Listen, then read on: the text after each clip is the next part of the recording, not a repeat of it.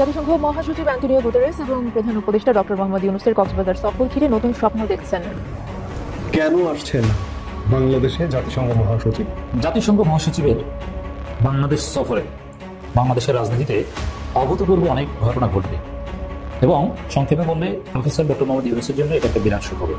প্রধান উপদেষ্টা ডক্টর মোহাম্মদ ইউনূসের সঙ্গে বৈঠক হয়েছে সফররত জাতিসংঘের মহাসচিব অ্যান্টোনিও গুতেরেসের। প্রধান উপদেষ্টার কার্যালয়ে বৈঠকটি অনুষ্ঠিত হয়। জাতিসংঘের মহাসচিব জনাব অ্যান্টোনিও গুতেরেস এই মুহূর্তে বাংলাদেশে আছেন। তিনি ঢাকায় আছেন, তিনি কক্সবাজার যাবেন, রোহিঙ্গা ক্যাম্প পরিদর্শন করবেন। শুধু সেটা না, ইনফ্যাক্ট আজই আমাদের প্রধান উপদেষ্টাও সেখানে যাবেন এবং এই দুজন মিলে হাজার হাজার রোহিঙ্গার সাথে ইফতার করবেন একসাথে। অনেকগুলো সিম্বলিক কাজ আছে এখানে।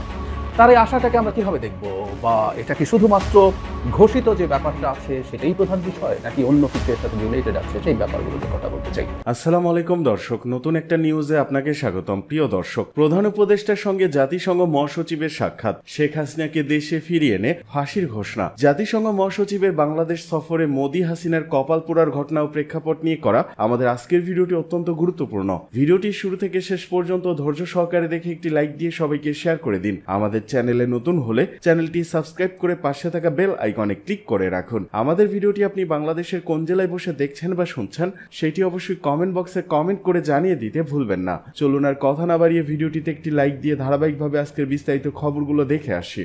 প্রধান উপদেষ্টা ডক্টর মোহাম্মদ ইউনূসের সঙ্গে বৈঠক হয়েছে সফররত জাতিসংঘের মহাসচিব অ্যান্টোনিও গুতেরেসের। প্রধান উপদেষ্টার কার্যালয়ে বৈঠকটি অনুষ্ঠিত হয়। বৈঠক বাংলাদেশ জাতিসংঘ অংশীদারিত্ব ছাড়াও রোহিঙ্গা সমস্যার সমাধান নিয়ে আলোচনা হয়। এর আগে পররাষ্ট্র উপদেষ্টা তৌহিদ হোসেনের সাথেও বৈঠক হয় অ্যান্টোনিও গুতেরেসের। বৈঠকে আরও উপস্থিত ছিলেন পররাষ্ট্র সচিব জসিমউদ্দিন, প্রধান উপদেষ্টা রোহিঙ্গা সমস্যা এবং অগ্রাধিকার প্রাপ্ত বিষয়াবলী সংক্রান্ত প্রতিনিধি ডক্টর খলিলুর রহমান এবং জাতিসংঘের under secretary general rabab Fatima.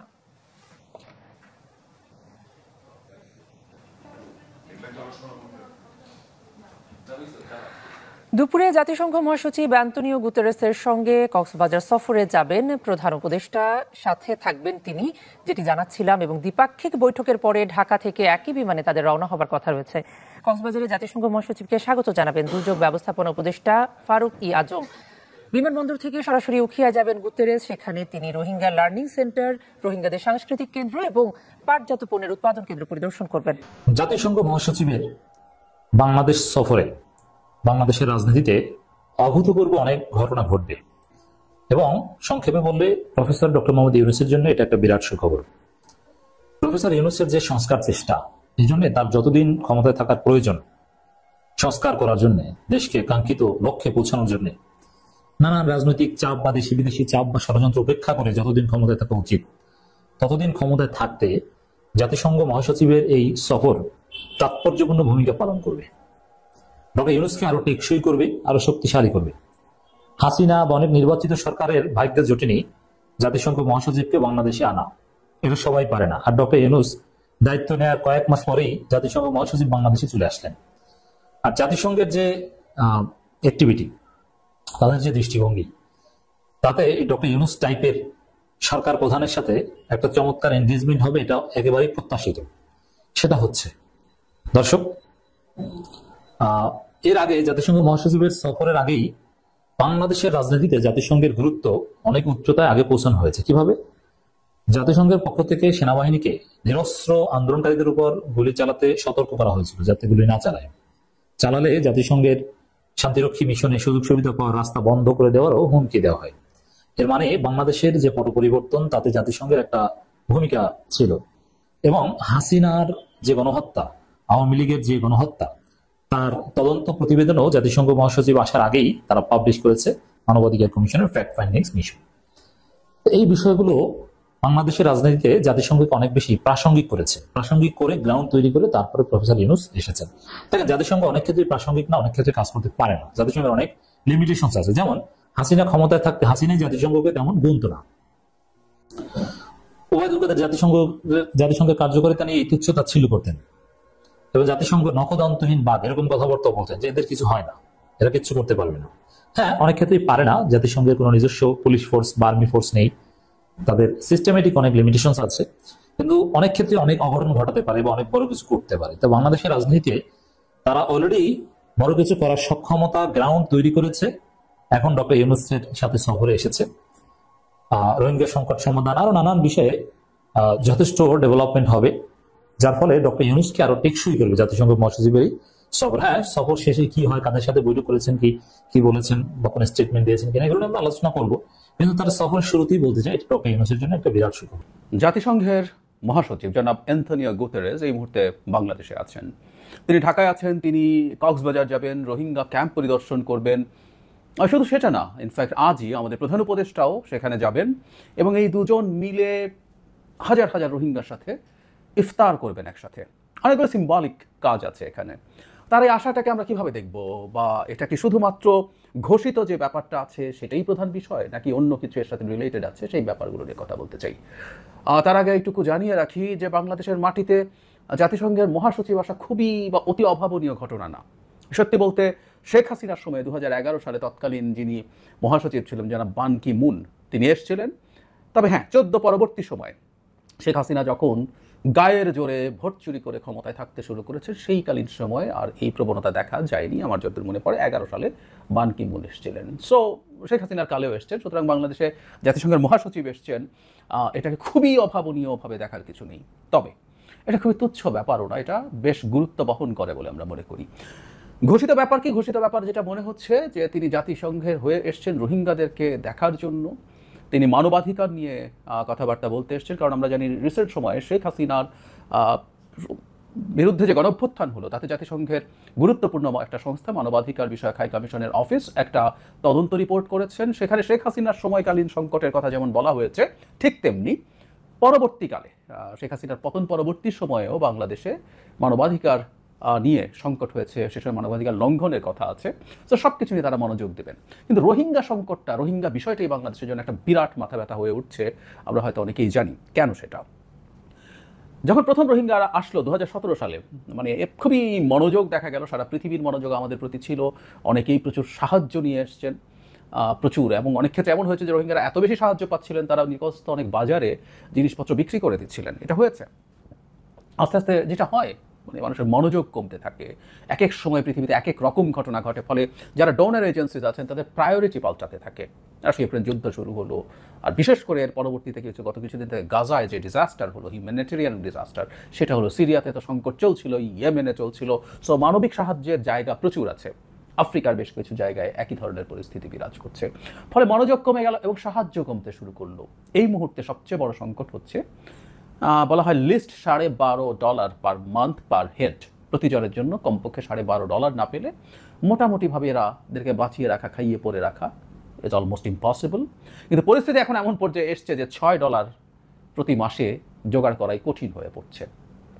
$6 মানে হচ্ছে, হিসাব করে দেখা গেছে বর্তমান বাজারে টাকার মূল্য মানে এটা 24 টাকা প্রতিদিন। মানে একজন ব্যক্তি 24 টাকা দিয়ে তাকে দিনের খাবার জোগাড় করতে হবে। মানে আমরা বুঝতে পারছি, একটা সবচেয়ে সস্তা যে প্রোটিন পাওয়া যেতে পারে সেটা হচ্ছে একটা ডিম। একটা ডিমের দামও 12-13 টাকা।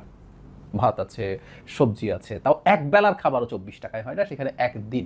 ফলে কি বড় সংকট আমাদের জন্য আসছে আমরা হয়তো ধারণা করতে পারছি। এবং এই মুহূর্তে আসলে ফিনান্সিয়ালি খুব ভালো কিছু করা কঠিন হবে। কারণ হচ্ছে পৃথিবীতে ডোনাল্ড ট্রাম্প ক্ষমতায় আসার পর পৃথিবীর ধরনই পাল্টে গেছে, পৃথিবীর পলিসি, ওয়ার্ল্ড অর্ডার পাল্টে গেছে। আমেরিকা তার নিজকে তো বহু জায়গা থেকে সরাচ্ছেই, তার চ্যারিটির কাজ তো সে অলমোস্ট বন্ধ করে দিয়েছে। আমরা ইউএসএইডের কথা বলতে পারি, যেখানে ইউএসএআইডির 85% প্রকল্প বাতিল হবে বলে আমরা অলরেডি জানি। অথচ এটা $40 বিলিয়ন মতো তারা প্রতি বছর তাদের ফেডারেল বাজেট থেকে দিত, যেটা ওদের, আমি হিসাব করে দেখেছি, আমেরিকার বাজেট হচ্ছে $6.1 ট্রিলিয়ন, তার 0.65%, কিন্তু তারা সেটা বাতিল করেছেন। যাই হোক, সেটা ঘটে গেছে। অ্যাট দ্য সেম টাইম ইউরোপকেও এখন আসলে তার নিজের সুরক্ষার জন্য অনেক বেশি ব্যয় করতে হবে। মানে এতদিন পর্যন্ত যেটা ছিল, কেউ কেউ এভাবে বলেছেন যে একটা চিপ সিকিউরিটি তারা পেয়েছিলেন, নেটোর সিকিউরিটি, আমেরিকা তাকে সিকিউরিটি দেবে এবং সে তার টাকা তার নিজের জনগণের ওয়েলফেয়ারে ব্যয় করত, এবং বাইরেও বিভিন্ন জায়গায় তারা এই খরচটা করেছে। কিন্তু এখন যেটা দাঁড়ালো, ট্রাম্পের জমানায় এসে নেটো নিজেই অনিশ্চয়তায় পড়ে গেছে, ফলে ইউরোপ তার নিজেকে সামরিক ব্যয় অনেক বাড়াতে হবে। এখানে একটু বলে রাখা ভালো, নেটোর যে চুক্তি সেই অনুযায়ীও যে সামরিক ব্যয় তাদের করার কথা ছিল তারা সেটা কখনোই করেনি, বেশিরভাগ দেশ করেনি। জিডিপির 2% করতে হবে, এটা ছিল শর্ত, প্রায় সব দেশই করেনি। এখন তাদেরকে এটা তো বটেই, তার চেয়ে বেশি করতে হবে। কিছু কিছু দেশ যারা ঝুঁকিতে আছে তারা অলরেডি বেশি করছে, আরও বেশি করছে। পোল্যান্ড করছে, পোল্যান্ড গত কয়েক বছরে প্রায় 4% অফ জিডিপি তাদের সামরিক ব্যয় করছে। ফলে যেটা বলছিলাম, তার নিজের স্বার্থে তা থেকে এত বেশি ইনভলভ হয়ে যেতে হবে, আমরা এই চ্যারিটির টাকা আসলে পাবো কি না খুবই খুবই আনলাইকলি।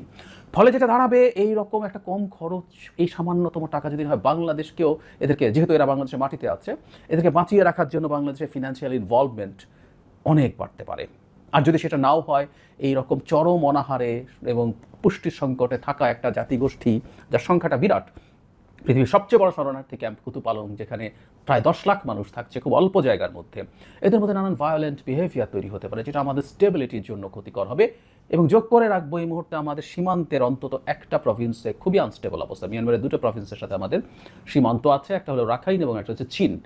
রাখাইন প্রভিন্সের এই যে সংকট, এখানে যদি রোহিঙ্গাদের মধ্যে অস্থিরতা তৈরি হয়, এটা আমাদের জন্য খুবই ক্রাইসিস হবে। সুতরাং এই সময় যখন গুতেরেজ আসলেন, আমরা আশা করি যে গ্লোবাল কমিউনিটির একটা বিরাট মনোযোগ আমাদের দিকে আকৃষ্ট হবে, তার সাথে অনেকেই আসবেন, সেগুলো রিপোর্টিং হবে বিভিন্ন জায়গায়। সো প্রায় বিস্তৃত, অনেকে ভুলে গেছেন এই জায়গা থেকে রোহিঙ্গা সংকটটা আবার পৃথিবীর বিভিন্ন জায়গায় মনোযোগ ফিরে পেতে পারে, এবং তাতে যদি সাহায্যের পরিমাণ বাড়ে, আমাদের জন্য খুব বড় একটা রিলিফের ব্যাপার হবে। ভবিষ্যতে কেউ যেন এ ধরনের অপরাধের সাহস না পায়, মন্তব্য তারেক রহমানের।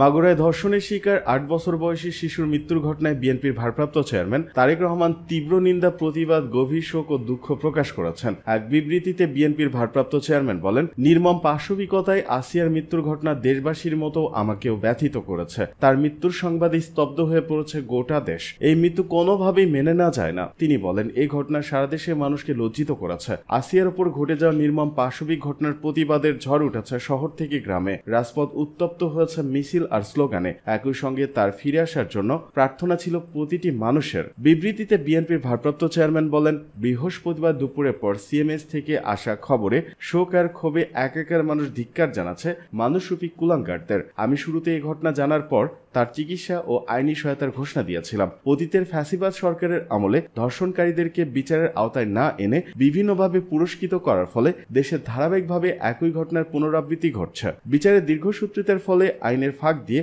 ধর্ষণকারীরা বারবার রক্ষা পেয়ে যাচ্ছে, যার ফলে ধর্ষণের মাত্রা দিন দিন বেড়েই চলছে। আধুনিক এই যুগে মানবজাতি এরূপ অমানবিক, পৈশাচিক এবং বর্বরচিত কাজে লিপ্ত হতে পারে তা কল্পনাতীত। ধর্ষণ শুধু অপরাধী নয়, মানবতার বিরুদ্ধে চরম আঘাত এবং সমাজের নৈতিক অবক্ষয়ের ভয়াবহ চিত্র। আমাদের সমাজে যে নির্মম ও বর্বরচিত ঘটনাগুলো ঘটে চলছে, তা মানবতা ও নৈতিকতার মৌলিক ভিত্তিকেই প্রশ্নের মুখে দাঁড় করিয়ে দিয়েছে। আমরা দেখছি পবিত্র মাহে রমজান মাসেও ধর্ষণের ঘটনা থামছে না। দেশের বিভিন্ন স্থানে নারী ও শিশুদের উপর চলমান নিপীড়ন, হেনস্থাকরণ ও ধর্ষণের মতো ঘৃণ্য কাজ রোধে সর্বস্তরের মানুষকে এগিয়ে আসতে হবে।